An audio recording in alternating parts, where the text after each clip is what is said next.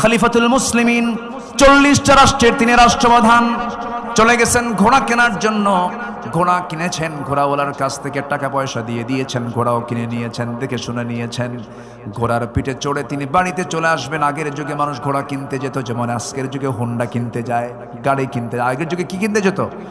ঘোড়া কিনতে যেত। ঘোড়া কিনে বাড়িতে ফিরে আসতেছেন। বাড়িতে আসার আগেই তার ওই ঘোড়ার 4টা পা অকেজ হয়ে পড়ে গেছে। উনি মনে মনে চিন্তা করলেন, ঘোড়াওয়ালা আমাকে কেমন বড় ঠকান ঠকালো, ঘোড়া তো অচল ঘোড়া, অসুস্থ ঘোড়া দিয়েছে। ফেরত চলে গেলেন। ফেরত গিয়ে বললেন, ও ঘোড়াওয়ালা, তুমি আমাকে কেমন করে ঠকালে কেন? অচল ঘোড়া আমাকে দিলে কেন? এই ঘোড়া আমি নেব না, তুমি ফেরত নিয়ে নাও।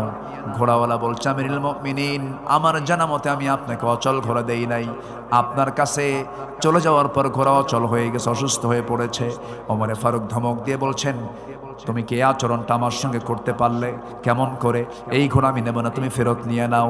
ঘোড়াওয়ালা মুস্কি হাসি মেরে বলছে, আমিরুল মুমিনিন, আমার কথাও ঠিক নাই, আপনার কথাও ঠিক নাই। আমি যতই তর্ক করব, আপনি যতই তর্ক করবেন, এখানে কোনো ফয়সালা আসবে না। চলুন, এই ঘোড়াটা ফেরত নেব কি ফেরত নেব না, এটার ফয়সালা আদালত করবে, কোর্ট করবে।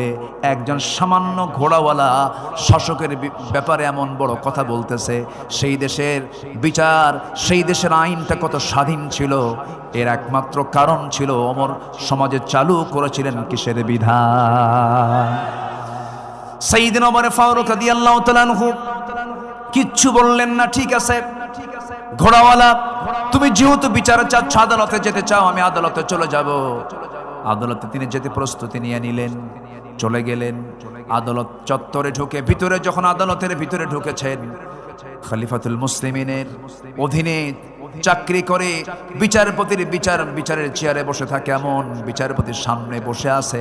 ওমরে ফারুক সামনে যাওয়া মাত্রই বিচারপতির চেয়ার থেকে দাঁড়ায় গেছে। আমিরুল মুমিনিন, আপনার মতো ব্যক্তি এই জায়গায় কেন? কি হয়েছে বলুন। তিনি বলছেন, বিচারপতি, আমি ওমর, আমাকে দেখে আজকে বিচার করা যাবে না। ইন্নাল্লাহা ইয়া'মুরু বিল আদল, ইন্নাল্লাহা ইয়া'মুরুকুম বিল আদল। আদলটাকে ঠিক রেখে বিচার করবে। ঘোড়াওয়ালার কথাও শোনো, আমার কথাও শোনো, সঠিক রায় যেটা হবে সেই রায়টাই তুমি দিয়া দিবা।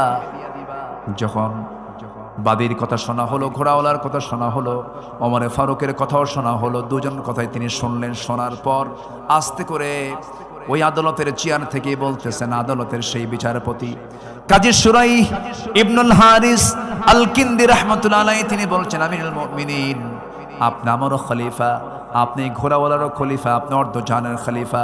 কিন্তু আজকে দুই পক্ষের কথা শুনে আমি এতটুকু নিশ্চিত হলাম, এই ঘোড়াটা কখনো আপনি ঘোড়াওয়ালাকে ফেরত দিতে পারবেন না। কারণ এই ঘোড়াওয়ালাকে ফেরত দিলে সে ক্ষতিগ্রস্ত হয়ে যাবে। আপনি ওমর সামনে আছেন আমার, আপনি এই জায়গা থেকে সুস্থ অবস্থায় বাড়িতে ফিরবেন, তার যেমন গ্যারান্টি নাই। একটা প্রাণী সুস্থ থেকে অসুস্থ হবে কখন কেউ তো বলতে পারে না। যেহেতু মালিকানা শেষ হয়ে গেছে, কেনা বেচা সম্পূর্ণ কমপ্লিট হয়ে যাওয়ার পর, আপনার মালিকানা যাওয়ার পর ঘোড়াটা অসুস্থ হয়ে পড়েছে, এই ঘোড়া ফেরত দেওয়ার কোনো সুযোগ নাই। ওমরে ফারুক আস্তে করে সেই জায়গা থেকে চলে গেলেন বাড়িতে।